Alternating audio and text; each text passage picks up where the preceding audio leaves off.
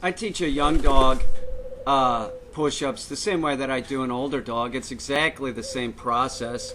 And I use a leash and a collar in a high collar fashion at times. Like I'm pulling the dog up into position.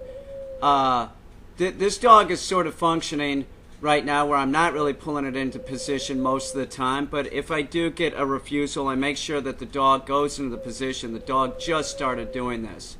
So it really is. It's one of those things.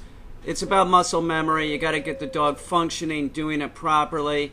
This is a very young dog, and as a treat, as positive reinforcement, we don't use food. We use a ball, and we've conditioned the ball in so that he knows that it's something good. So when he does it right, I let the dog put the ball in his mouth, and it's right at that point.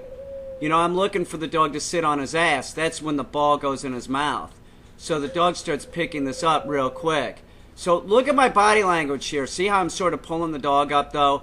But I'm telling the dog with my body language what I want it to do. See how I'm moving in that direction? I'm invading the dog's space, kind of like pushing this invisible force up against the dog. Making it rise, making it get into the sit position. There, see how I pull it up? That's how I do it at the beginning. I just start pulling it up and saying sit. They start figuring it out. And if you this is one of those things that you can teach your dog, and you can drill your dog using this, doing push-ups from sit into down into whoa.